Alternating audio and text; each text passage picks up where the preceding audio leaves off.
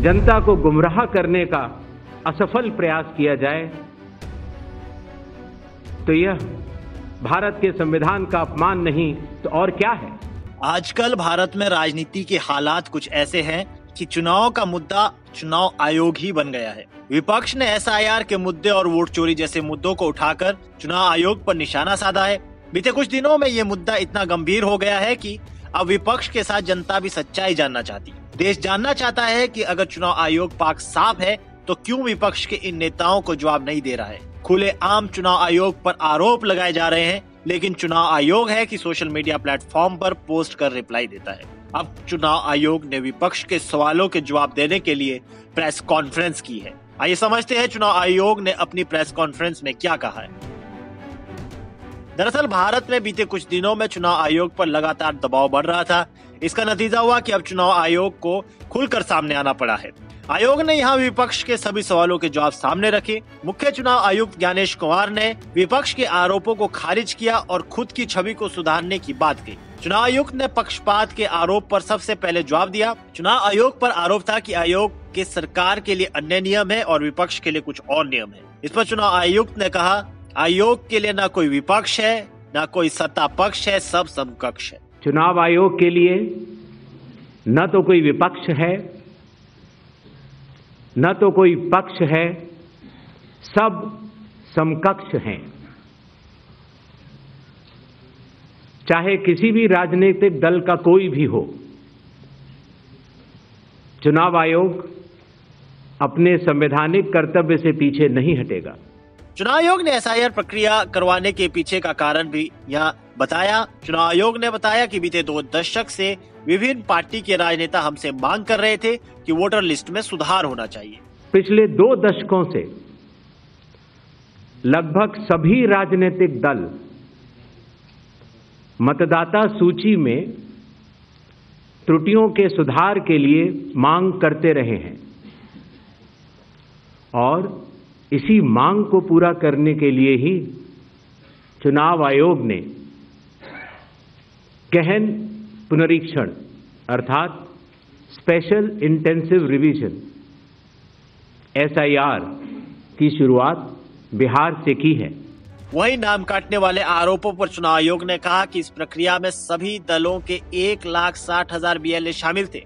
हर booth पर जो list सामने आई उन सभी प्रारूपों को इन बीएलए ने हस्ताक्षर कर क्लियरेंस दिया है। ये बीएलए राजनीतिक पार्टी के सदस्य ही थे और सभी राजनीतिक पार्टी के बीएलओ ने ये क्लियरेंस दिया है। जिसमें कि हर बूथ में जब ये प्रारूप सूची तैयार की जा रही थी तो सभी राजनीतिक दलों के बूथ लेवल एजेंट्स ने उसे हस्ताक्षर के साथ भी सत्यापित किया है। इसका मतलब हुआ इन बीएलए ने जो लिस्ट बनाई उसको राजनीतिक दलों ने सहमति दी है, तो पार्टी विरोध क्यों कर रही है। चुनाव आयुक्त ने कहा, क्या ये पार्टी के कार्यकर्ता अपनी बात बड़े नेताओं तक नहीं पहुंचा सक रहे?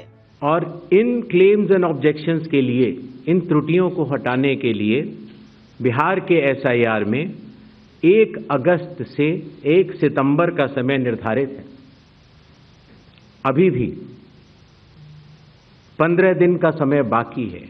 नेशनल लेवल पॉलिटिकल पार्टीज को, स्टेट लेवल पॉलिटिकल पार्टीज को आह्वान करता है कि आने वाले 15 दिनों में जो भी प्रारूप मतदाता सूची उनको दी गई है उसमें अगर कोई भी त्रुटि हो तो उसको प्रिस्क्राइब्ड फॉर्म के तहत जमा करें।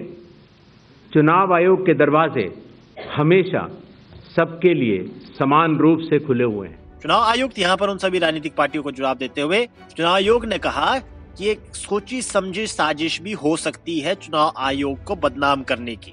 यह एक गंभीर चिंता का विषय है कि राजनीतिक दलों के जिला अध्यक्षों और उनके द्वारा नामित बीएलएस के ये सत्यापित दस्तावेज, टेस्टिमोनियल्स, उनकी आवाज उनके स्वयं के राज्य स्तर के या राष्ट्रीय स्तर के नेताओं तक या तो पहुंच नहीं पा रही है और या फिर जमीनी सच को नजरअंदाज करते हुए भ्रम फैलाने की कोशिश की जा रही है। इस प्रेस कॉन्फ्रेंस में चुनाव आयोग राजनीतिक दलों के हर सवाल का जवाब दे रहा था, जिसे उसकी साख पर सवाल खड़े हो सकते थे। चुनाव आयोग ने वोट चोरी जैसे शब्द के इस्तेमाल को गलत ठहराया।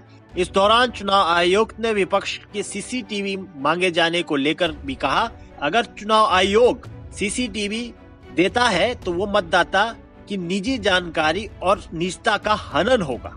चुनाव आयोग ने फ्रॉड मतदान वाले विपक्ष के सवाल पर कहा कि जानकारी साझा किए बिना ऐसे आरोप लगाना ठीक नहीं है। चुनाव आयोग किसी से डरने वाला नहीं है, ये चुनाव आयोग की तरफ से कहा गया है। इन आरोपों को लेकर विपक्ष की तारीफ से चुनाव आयोग की इस प्रेस कॉन्फ्रेंस पर जवाब आया है। मतदाता द्वारा अपना प्रत्याशी चुनने के 45 डेज के भीतर माननीय उच्च न्यायालय में चुनाव याचिका दायर न की जाए और फिर वोट चोरी जैसे गलत शब्दों का इस्तेमाल करके जनता को गुमराह करने का असफल प्रयास किया जाए तो यह भारत के संविधान का अपमान नहीं तो और क्या है। चुनाव आयोग किसी से डरने वाला नहीं है, चुनाव आयुक्त ने साफ और सीधे शब्दों में आरोपों को खारिज करते हुए कहा।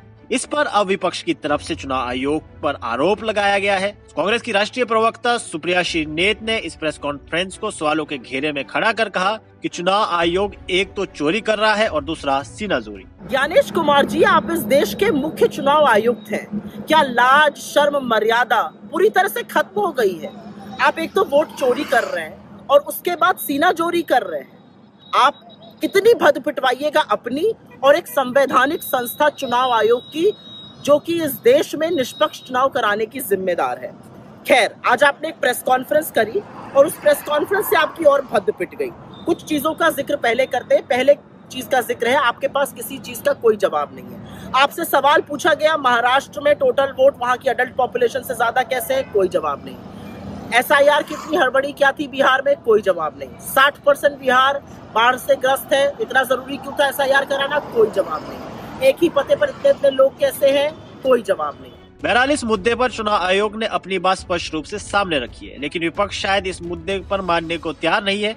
यही वजह है कि विपक्ष इस मुद्दे के साथ चुनाव में उतरना चाहता है। आने वाले दिनों में यह मुद्दा कितना तूल पकड़ता है, इस पर सबकी नजर बनी रहेगी। फिलहाल के लिए इस खबर में इतना ही। देश और दुनिया की बड़ी खबरों के लिए देखते रहिए पंजाब केसरी टीवी। हमसे जुड़े रहने के लिए हमारे YouTube चैनल को सब्सक्राइब करें और नई वीडियो की नोटिफिकेशन के लिए बेल आइकॉन को दबाएं।